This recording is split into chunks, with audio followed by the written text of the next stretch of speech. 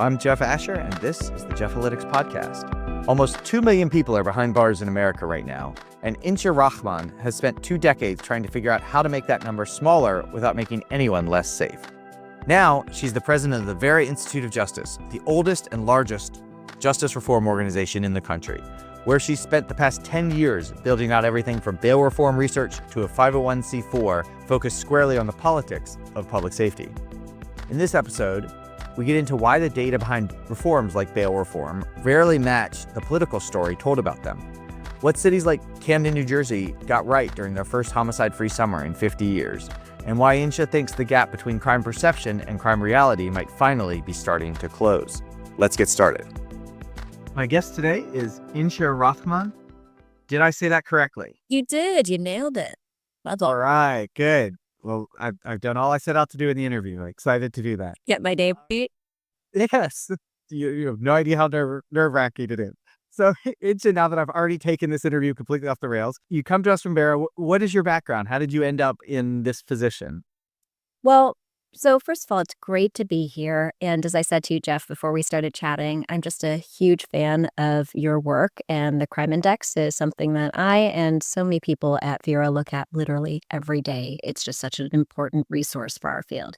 So I come to criminal justice reform on both the professional and personal level. Professionally, I've been working in justice reform for over 2 decades. The very first time I stepped into a prison was when I was 18 years old. I did an incredible college and prison class where I took religion and sociology classes with incarcerated men at Greenhaven Maximum Security Facility in upstate New York. And as a college student who had never really thought about the criminal justice system, the courts, it was just eye-opening. It's one of those experiences where you see something and you can't look away because it makes you question fundamentally the origins of crime, punishment, what we do with human potential, and the choices we make about second chances and retribution.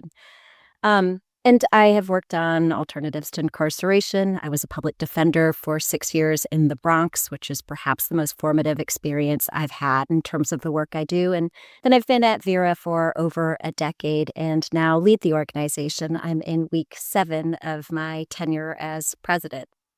And so this work, I said, is also personal to me. I'm an immigrant to this country, and for my Muslim South Asian family, there was life before 9/11 and life after. I was in college when 9/11 happened, and the mosques that my family went to were surveilled. I had cousins and friends and family members who were, questioned by the FBI, and suddenly sort of what I'd seen in college and learned at Greenhaven of sort of these questions of surveillance, oppression, suddenly were impacting my community, and we had never really thought about it before, and suddenly it was right there front and center for us. So that's what drives sort of my commitment to this work. I love doing this work. I think we've seen a lot of progress on both becoming safer and thinking about justice reform differently in this country, and I think we've got a lot of work ahead. So what is Vera? Sort of big picture starting off there. What is your objective here leading it? You're 7 weeks in. I'm sure you've made massive changes and have completely figured out everything that you need to do. But what is the organization and what is your hopes for it going forward? Well, in week 7, here's what I can say, and this is after a decade of being in the organization in a number of different roles. Vera is the largest and oldest justice reform organization in the country. We were founded in 1961, back in the days where we actually had a lot less information about what works to deliver safety and what makes our system more just. And also at an era where, in fact, America was incarcerating people at the same rate as our Western peers. We had a similar incarceration rate to Britain and France and Germany. And it was in the 1970s. And for folks listening, this is not new news. We had a real sort of tough on crime era where there were laws and policies passed that made us diverge from our Western peers. And suddenly, we reached a point in the 1990s where mass incarceration was a real thing. We had over 2 million people behind bars. Today, we're right under 2 million. We've still, again, got a lot of work to do, but we've made real progress. And Vera has existed in that 65 years to essentially help to pilot test and scale what works to end mass incarceration and help build safe, thriving communities. And we do that by working with government and community on the ground to actually pilot solutions. Here's a problem in the justice system and the operation of justice. Here's a potential solution. Does it work? We do a lot of research. A lot of people know us for our research reports and our findings.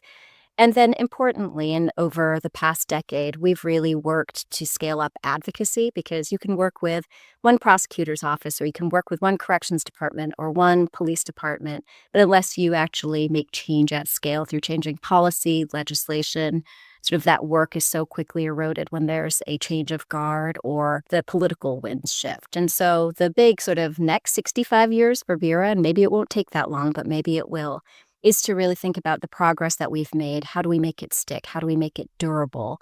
And one of the things that I have done and led at Vera over the past 5 years is to set up Vera Action, which is our 501c4.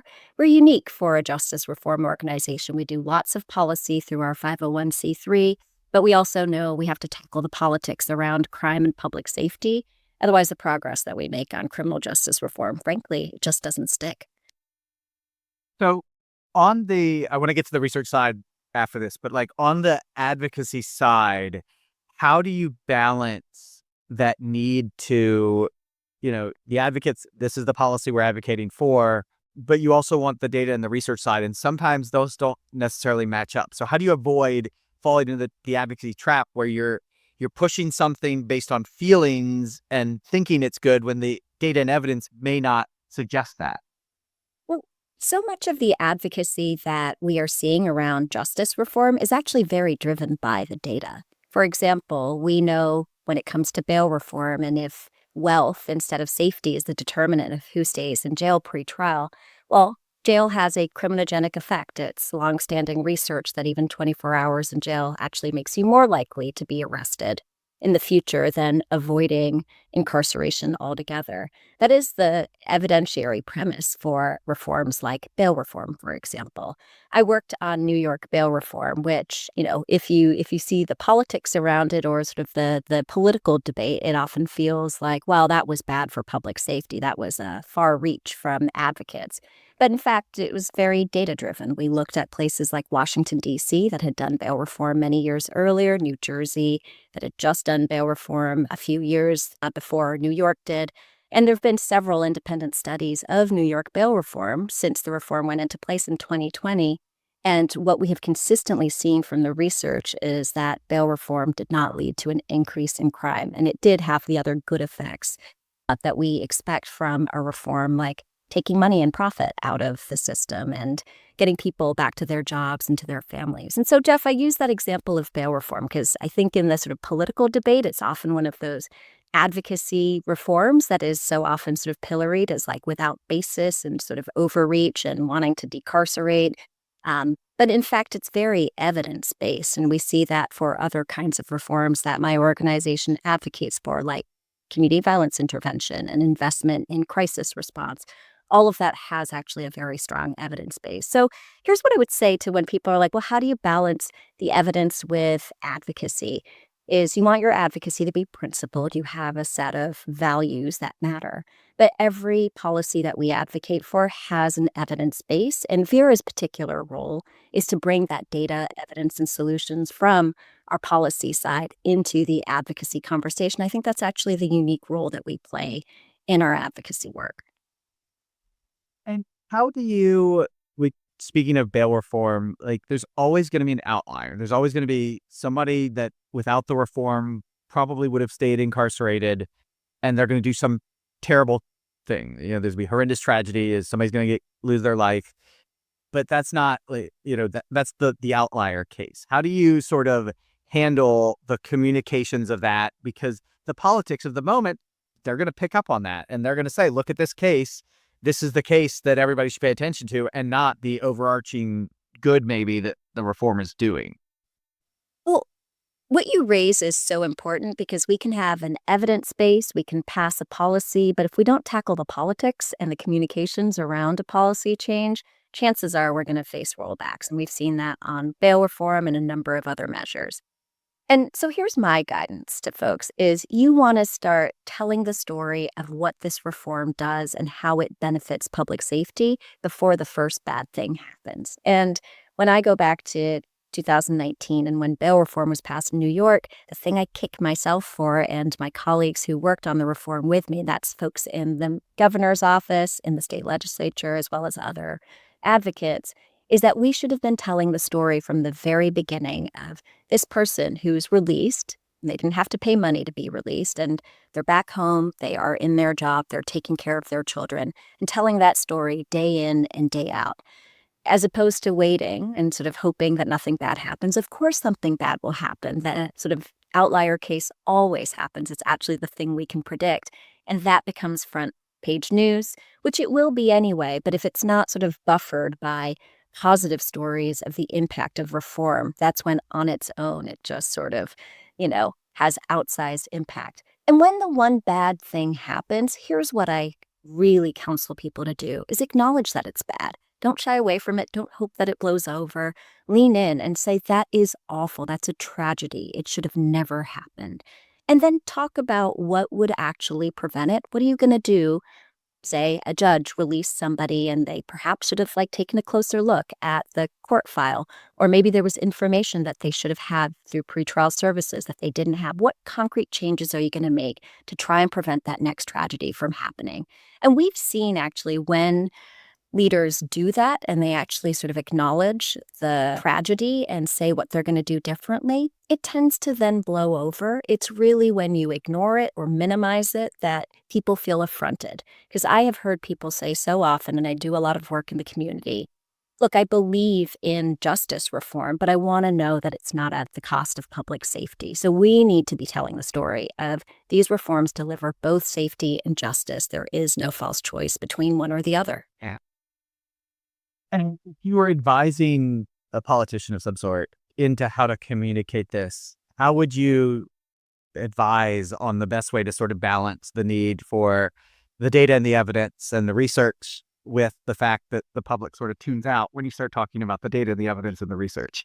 Yeah, as you and I am not nearly as expert in data and research as you are, but I certainly consider myself a data nerd. It's why I work at a place like Vera and not somewhere else. I'm always a little bit disheartened at how the statistics and the data themselves are not as persuasive as I would hope. They're persuasive to me. They're persuasive to you. There are some legislators and elected leaders who it's persuasive to as well, but that's not the place to start. Here's what we always recommend is start with values. Say we want safety, we want accountability, we want justice. And then name what isn't working about the status quo. And for example, let's go back to bail reform since we started there. Having wealth and not safety determine who stays in jail and who gets released pre-trial makes no sense. It's actually compromising public safety. Rich people can go free while somebody who is no threat to public safety but is poor languishes in jail. Just say it really clearly what's the problem that we're trying to fix. And then you go to the numbers. So bail reform in New Jersey actually led to a decrease in the jail population by over 25%. And we saw crime go down at the same time. And the benefits were the millions of dollars that families saved that otherwise would have gone to bail, and the benefit to communities to have people in their jobs and to provide pretrial services instead of using jail. There's also a cost benefit as well, and the cost of relying on jail and prison, which is the most expensive answer to our problems, we use it less. So you want to go to the data, but you want it to be the last thing you talk about after you talk about the values and the problem with the system and the status quo. And then you go to what's working and what's the data that shows that it works. That's the sort of sandwich in terms of communications that works really beautifully to actually be able to talk about reform, talk about progress, and bring in the data, but not sort of have people's eyes glaze over. What do you see as sort of the future of this field, and this field being not just bail reform, but generally criminal justice reform? Is this something that has a bipartisan future like it had a bipartisan past? How do we get there? I think that's stacking a lot of questions there, but what does it look like going forward? Yeah. Well, I shared that this work for me is deeply personal. And it's deeply personal to at least half of all Americans. As you know, 1 in 2 Americans has experienced jail or prison themselves or had a loved one in jail and prison. And that is everybody from the left to the right to people who live in big cities to more rural parts of this country, people have seen this system. And one of the things we see consistently in some of the polling that we do under Vera Action and that we've seen in Gallup surveys and others is that people do not think the current criminal justice system works. They don't think it works to deliver safety. They don't think it works to deliver due process and fairness. They don't think it works to deliver justice, which means there's actually a lot of opportunity to keep making reform happen. And I think that we have a lot of potential. There's still good bipartisan work happening, not at the federal level right now, but certainly in states. So Vera, we work in over 40 states. We have helped to pass reforms in places like Oklahoma and Texas, more battleground places that we think of as purple, like Michigan. So reform is still very much underway, and it is happening. It's just less sort of loud and chest pounding than what we saw in the sort of decade ago of what I call the golden age of criminal justice reform, where we saw, legislation being passed on bail reform, on sentencing reform, on police accountability.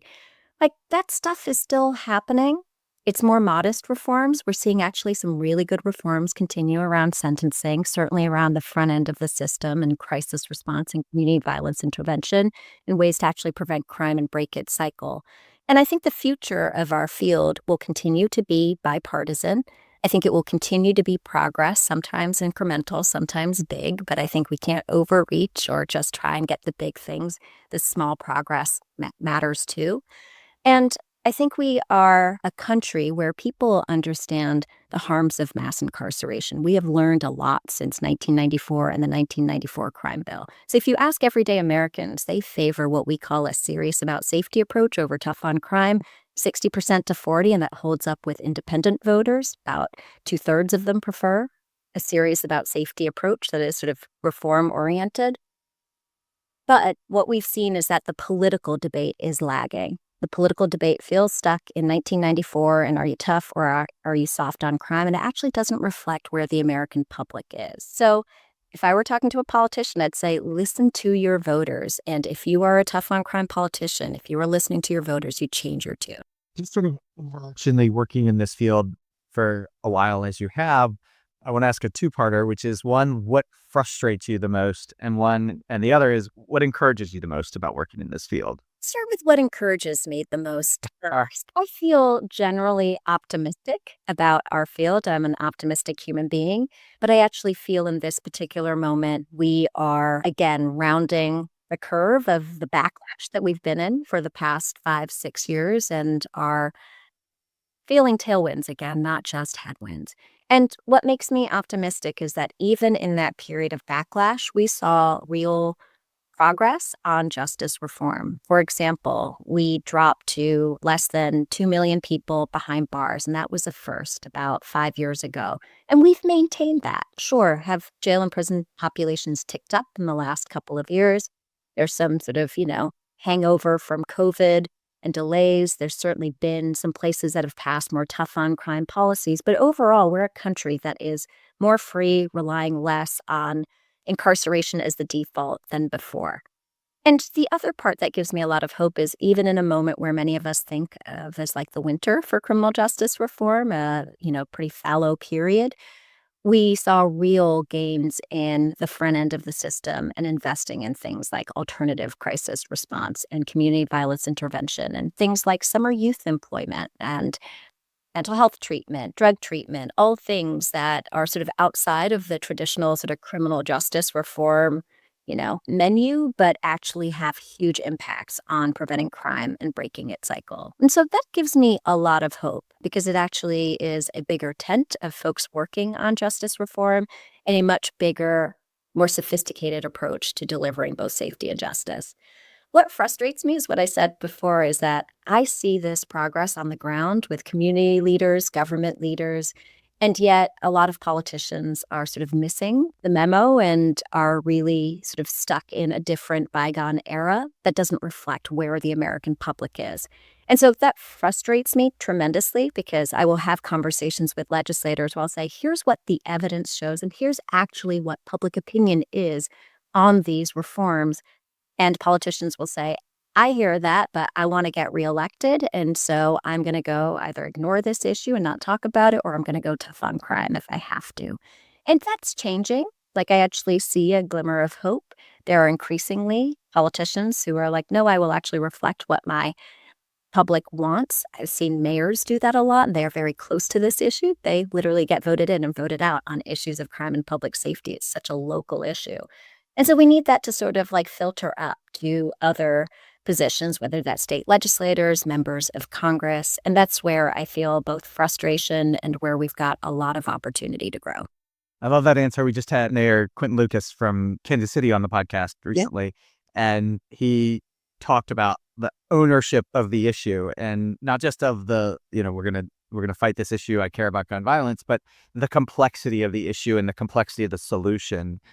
Thinking through, you listed a lot of things, and I want to focus on sort of the summer, because we know there's it when it gets hot, and I had one of my first pieces for 538 was about the fact that when the weather gets hot, gun violence goes up, and then when it gets cold, it goes down. And you mentioned summer jobs. Are there other approaches that cities should be taking? Because I know summer jobs is one that's got just a ton of research. It's like, this is a great idea. We should be spending a ton of money on this. Right. What else can we be doing? And is there any research into why specifically summers are such a challenge? And maybe that gives ideas of what should cities be doing? Yeah. Well, the reason summers are such a challenge is that there's simply more people out and there's more opportunity for interpersonal conflict, random crime, for violence to pop off. It's just a fact of when there are people out, there is more opportunity. People, if you think back to the beginning of COVID and where crime rates just dropped precipitously, why was that? Because more people were at home. So that explains, it's nothing sort of more complicated than that. But there is so much cities can do, and I want to point to a specific example to make this concrete. So Camden, New Jersey, which is a place that has struggled with high levels of crime and especially gun violence for many, many years, and has really taken a sort of all of the above, all of government and community approach to trying to drive down crime and break its cycle. They had their first ever homicide-free summer last year, and that was in 50 years. And how they did it was essentially to have this sort of, again, all of government and all of community approach. They launched this program called the Village Initiative, so it takes a village. And that was a partnership with local police, the city, local organizations, and literally every night they would host events like an open gym and like long hours, block party barbecues, movie nights. They invested in summer youth employment. They had things for senior citizens to do, sort of being outside as well. The eyes on the street of Jane Jacobs is a very real phenomenon. And all of that work to actually prevent a homicide. And that's remarkable. And again, I'm just using a specific example to get, concrete, but we saw that same trend in places like Baltimore and Boston, Chicago, New York City, where I live. We've really seen if there is a very specific whole of government, whole of community approach to tackling violence during the summer, focusing on young people, but focusing on the community overall and turning people out and turning interactions that could go south into positive interactions, that's actually the way to do it. And one thing I want to note, Jeff, is the role of police here, because we often find, again, there's the research and the evidence about the role of policing and the importance of policing, and then there's the political debate. And so often, for many years, we've seen cities during the summer months just sort of flood the street with more police and turn out police, and they haven't had the same kind of positive impact that we've seen in Camden and other cities by not only doing targeted policing, but really investing again in this all of government and community approach that takes the village approach. How can, from sort of the reform advocacy side, can that side of things promote the importance of policing in so much of this, and not, the idea being that you want to promote, clearances, you want to promote crimes getting solved, you want to promote that targeted enforcement. You don't want to promote the tough on crime, the arrest quotas and arrests for the sake of arrests. How do you sort of walk that balance? Well, somebody like Mayor Q, who you just had on, is a great example of how you walk that balance. And every mayor who is thinking long and hard and following the evidence on public safety will say there is a specific and focused role for police, and that's in solving serious crime, having faster 911 call response times, building trust with the communities that they police, and actually closing cases. That is the most effective way to channel police. And then you also need more than police, certainly to respond to things like disorder and crisis, things that need a different response, like a mental health expert or a trained civilian expert. You can also have sort of the preventative factors. We talked about summer youth employment and programs and activities for young people and old people to do. And if a mayor, like again, Mayor Lucas in Kansas City and many others, like if they're talking about these issues in that, again, holistic, it takes all of us a village approach, that's where it isn't an antagonistic relationship between police and the community, but they're actually seen as important players in a larger effort to deliver public safety. And let me point out a few other examples because I really do think making it concrete helps. Mayor Brandon Scott in Baltimore, he does what every mayor before him has ever done, which is have press conferences around public safety. But in addition to having the police chief, he will have a community violence intervention worker. He'll have someone from the local summer youth program. He'll have educators there. And the fact that, again, he's modeling for his constituents, what does it look like to take a whole of government, whole of community, a village approach to public safety? And how would you encourage the policymaker that, let's say you are talking to a policymaker, they're in the middle of their 4-year term or the year 6 of an 8-year term. They may only have a year or two left. And these are interventions that sometimes you don't see the results quickly. And the research takes a while to see it. And then you need a pilot and then to make it bigger and ramp it up. And how do you encourage politicians to take on projects that aren't easy and won't inherently show results right away? Well, one thing is there are a number of these interventions that actually do show results pretty immediately. And we're talking about in a year or two, which in research terms is pretty much immediate. And so if I were counseling a mayor who is towards the end of their term, I'd say the most important thing you can do is set up the budget to invest in all of these programs that we're talking about. So that's one thing, because if the money isn't there, and we've seen in many places, it's not for a lack of effort or interest in all of these community-based programs, it's for a lack of money. And so mayors control the budget, convince their counterparts in local legislature to go along with them. And I think that that is a really important sort of, again, foundation for the next mayor or the next, person who's sort of taking over city government. The one other thing is to focus on policing. There are actually changes that can be made to the police department that have, again, sort of important impact. For one thing, the police department in many cities is one of the largest budget items. Like in New York City, it's over a $6 billion budget every year for the police department in an overall budget that's about $115 billion. That's a huge line item. And within that, making changes to encourage civilianization of certain tasks that right now sworn officers are doing. It's cheaper, it's also more effective. Redeploying officers and training them up to have more detectives, to have more 911 call operators who know how to work with civilian crisis response and other alternative responders. Those are all things that, again, they're not sexy. They're not going to make the sort of, the nightly news, but they are really important, immediate changes that a mayor can make, and they will have lasting consequences for both the role of police as well as the role of community partners and programs in delivering public safety. And the big question I sort of ask every guest is, how do we close that gap between the actual crime trends, which are clearly falling and are falling at levels that we've really never seen before, Yeah. and the perceptions, which at best lag the actual data and at worst are completely divorced from the actual data? Jeff, you asked me what gives me hope, and here's one more thing, is Gallup has asked every single year, do you think crime is going up or down? And as you know, every single year, including through the 2010s, when crime was dropping, people said crime was going up. Last year's survey is the very first time we saw people say, actually, I think crime is going down. And crime is, in fact, going down. So I think the lag between perception and reality maybe it's getting a little smaller. We've got a lot more work to do to make it even smaller, but we're making progress on that front. And here's how I think we actually do it.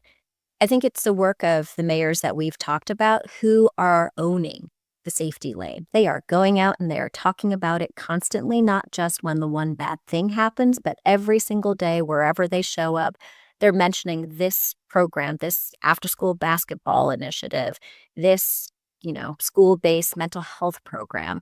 And they are just connecting all of that back to preventing crime and breaking its cycle and making our community safer.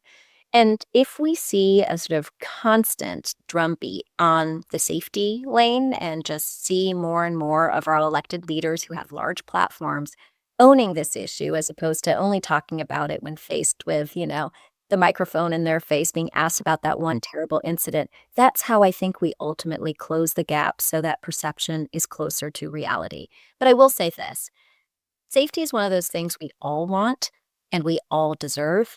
And our sense of safety, mine, yours, even though we're data people, isn't actually shaped by the numbers. It's by what we perceive, what we see. And so it's why changing what people perceive, what people see, things as simple as fixing streetlights and cleaning up the garbage, makes people say my neighborhood is safer, even though it's actually got nothing to do with crime, but it has to do with the perception of crime. And what about when the opposite is of the present is the case? I'm fascinated by this counterfactual that who knows if we'll ever see it, but at some point, crime is going to stop falling like a rock, and maybe it doesn't start surging, but it starts to increase. How do you own that as a politician while also being engaged in smart data driven reform efforts? Yeah, there is essentially there's going to be a bottom to this plummeting crime rate that we have seen for the past couple of years. And I think when we hit it, what we need our elected leaders to do is to not run away from the bad news of crime ticking back up or just not continuing to drop. Again, we need them to own it and be like, one homicide, one assault, one crime is one too many. And here's what we are doing to prevent crime and break its cycle. And I think people, if you sort of think about it rationally, we all know that you can't get to zero. There's unlikely to ever be zero poverty, zero crime, right? But people appreciate, first of all, to see their elected leaders trying. That is a thing that in some of the public opinion research we do in our focus groups, we've heard people say, it might not be perfect, it might not work immediately, but I want to know that you care, that you acknowledge my concerns about this issue, and that you're trying. And then in the trying, again, it's signaling constantly and talking about what's working, telling a story, telling an anecdote so that people, again, have a sense of what's being done and have a sense of what's working and what isn't. And again, that creates sort of protective buffer for when the one bad incident, makes the front page news. So this question I've been asking, I'm really curious how it shapes your work, but what role does AI play in what you guys are doing, and how can it play a role of any sort? Do you see it playing any sort of role in the future? I do. I mean, tech and AI has already changed the work of criminal justice agencies, police in particular. And there's an opportunity for technology and AI to change how we approach reform and advocacy and research as well. So at Vera, we are cautiously optimistic and careful about how we're using AI. I think we all have seen the stories in recent months of companies that have just said, go use AI, use it all the time. And they're sort of, they have a leaderboard of their staff using AI and suddenly 500 million tokens a month later. We can't do that. We're a nonprofit. And not only do we not have those kinds of resources, I think we have a healthy and rightful skepticism about the next big shiny thing and wanting to make sure that our use of AI is smart, efficient, and also ethical. So I think there are really good ways to make some of the functions that we do every single day in a nonprofit organization and a mission-driven organization just become automated. So we free up time for the thing that only human beings can do, which is creative thinking and strategy and sort of putting expertise to bear. All right. And my last question is what is next for you and what's next for Vera? So what's next for us is twofold. One is continuing to make progress, whether incremental or big, on more safety and justice. And I'm in particular really excited by the quiet boom that we have seen across the country of investment in offices of community safety and offices of neighborhood safety. They've proliferated in a way that I think none of us would have predicted in 2020. But the investment from federal recovery dollars into cities to set up alternative crisis response and community violence intervention and other community-based solutions is remarkable. And we've been doing a lot of the work with cities across the country and communities across the country to really help those departments and those offices come to fruition. And that's exciting work because it's actually deeply bipartisan. We're working in places that are very red and we're working in places that are very blue. And it's amazing to watch the level of agreement on this particular policy solution and intervention across the board, across the political spectrum. And then the other part of what's next is to the conversation we've been having that I think always is sort of a valence of the policy conversation is the political one. And I do think we have an opportunity as the midterms approach and we look to 2028 and the presidential cycle to bring issues of safety and justice back to the fore for both parties.